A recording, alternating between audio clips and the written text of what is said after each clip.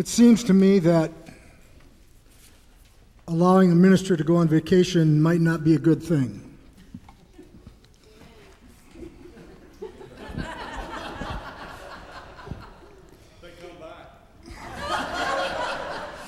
It seems to me that when they come back, perhaps one of two things happen. Either they are so tired from the vacation that they don't have any new ideas, and so they pull out an old sermon and try to fix it a little bit here and fix it a little bit there and preach it. Or they come back so inspired that they try to do something they've never done before. You're getting the second half. In the name of God, the merciful, the compassionate, the teller of tales turned and scanned the crowd, her gaze sharp-eyed and piercing, her expression alert as she brought her listeners to attention with the ancient invocation. Her first words rang forth in a strong and mellifluous voice that silenced the last murmurs of the congregated crowd, and an expectant hush fell.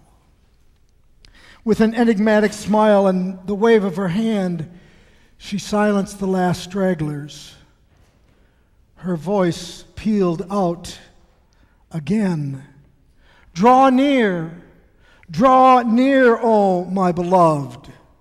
Hear now the tales of old, as your fathers and mothers before you, and their mothers and fathers before them, heard them. Gather round, my children.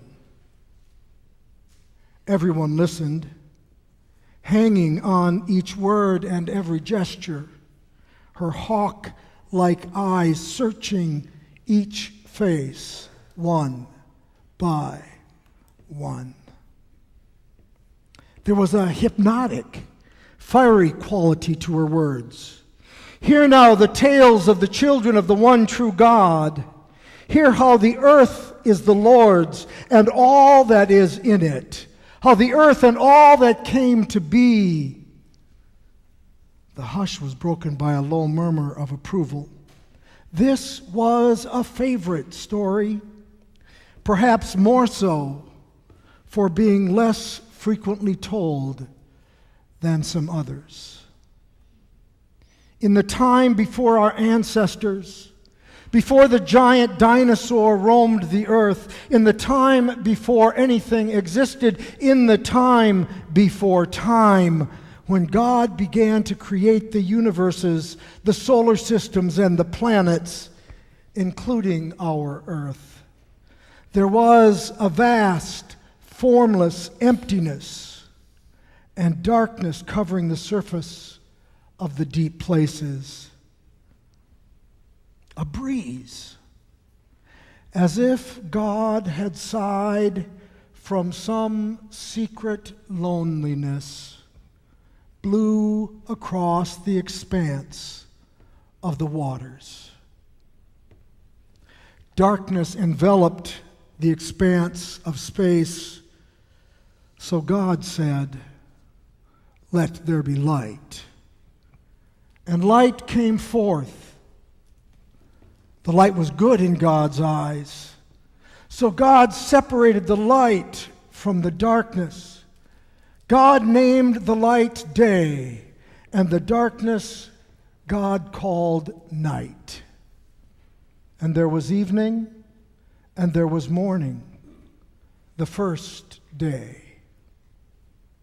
The vast expanse of space was a watery, formless void, spinning and swirling, crashing in cosmic chaos. So God said, "Let there be an expanse in the midst of the waters, and let it separate the waters from the waters."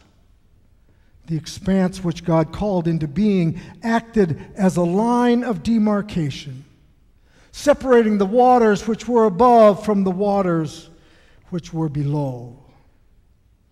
And it was just as God designed. God named the expanse sky. And there was evening, and there was morning, the second day.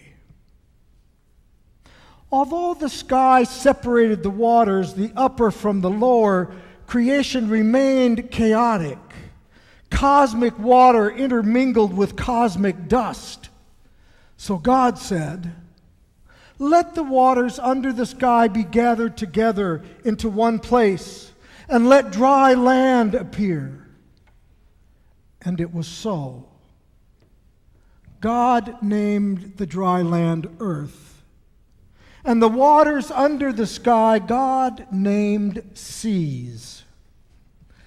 And God could not help but smile, for it was good. So God continued saying, "Let the earth put forth vegetation, plants yielding seed, and fruit trees of every kind on the earth that bear fruit with the seed in the fruit." And it was so. The earth brought forth vegetation, plants and grasses, roses and violets, rutabaga and tomatoes, corn and potatoes, yielding seed of every kind, and trees of every kind, ash and magnolia, oak and pine, banana and coconut, apple and cherry, bearing fruit with the seed in it. And God could not help but smile, for it was good. And there was evening, and there was morning, the third day.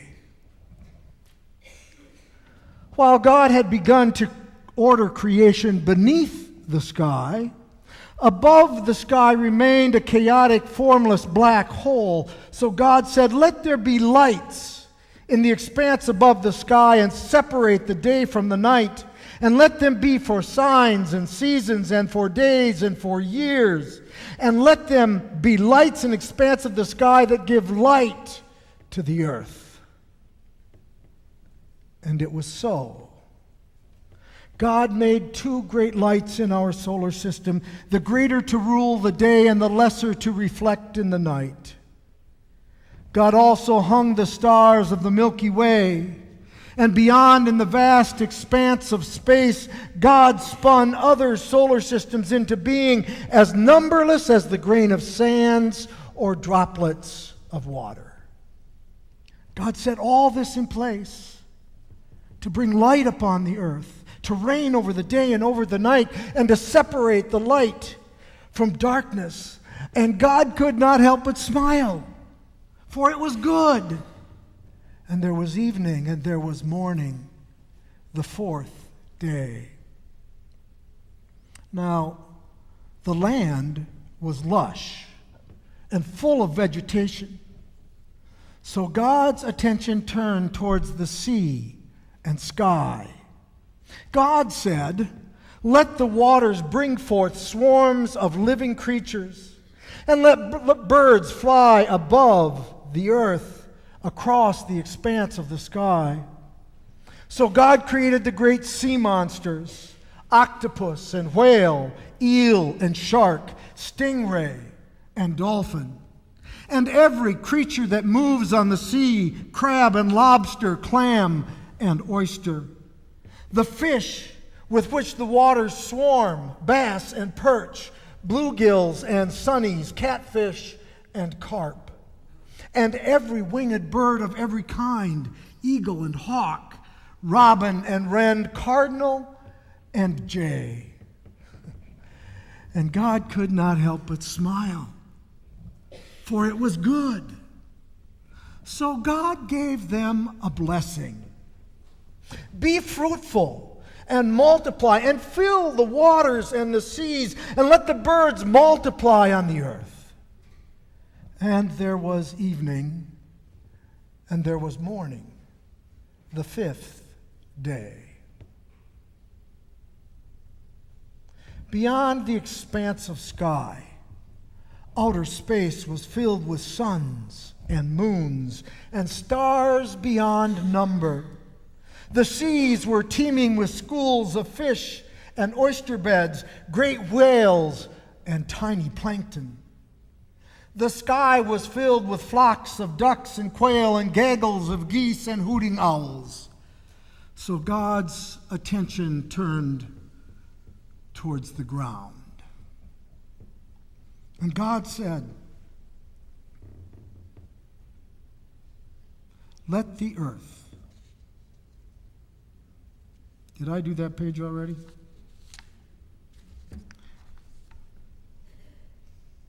They were out of order. "Let the earth bring forth creatures of every kind, cattle and creeping things, and wild animals of every kind, lions and tigers, bears and fox, elk and antelope, and every kind of cattle, Hereford and longhorn, Brahma and buffalo, and everything that creeps upon the ground of every kind, cobra and rattler, lizard and iguana, night crawler and worm." And God could not help but smile. It was good. Still, God was not finished.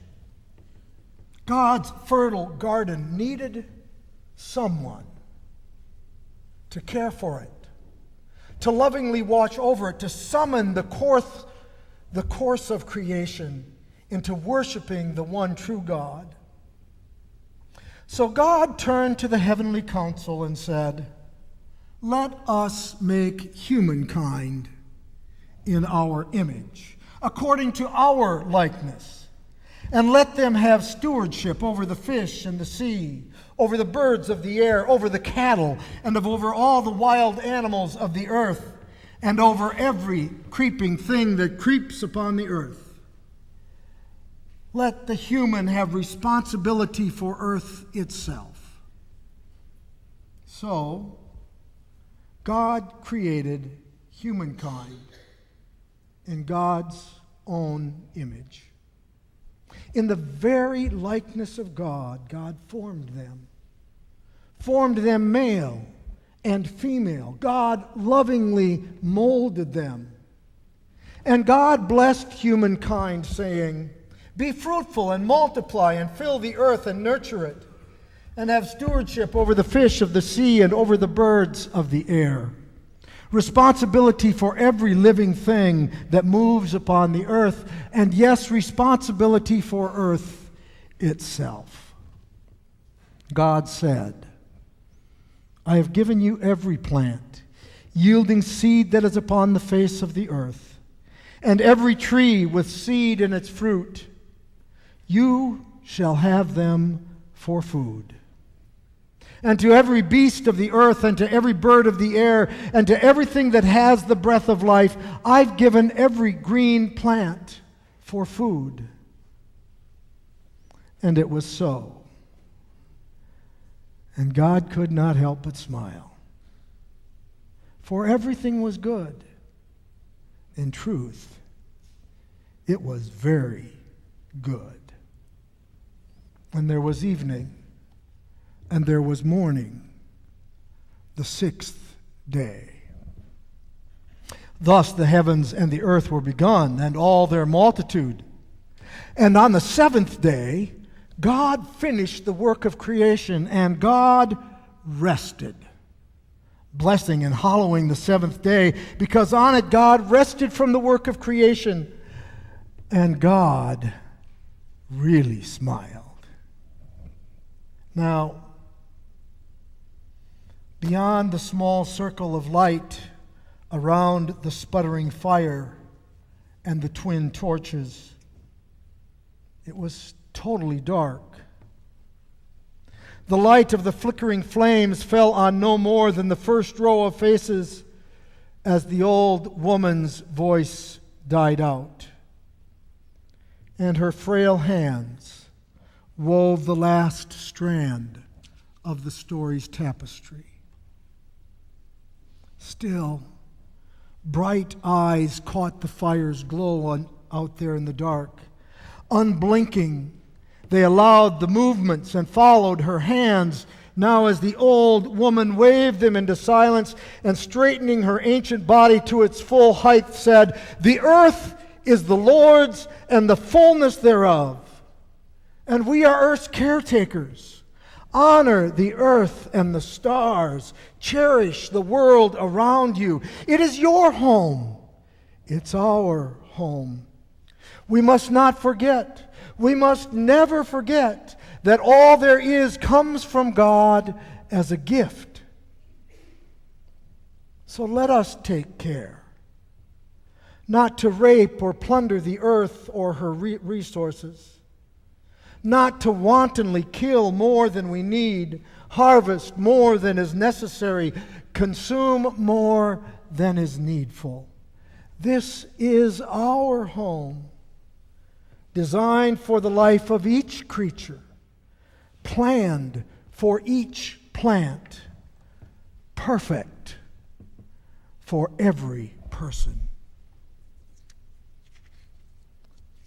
A stirring moved through the gathered community as softly they began the ancient chat, back and forth, the teller first, the gathered community repeating back to her, "The earth is the Lord's, and the fullness thereof. All creatures who live on the earth are the Lord's." The earth is the Lord's, and the fullness thereof. All creatures who live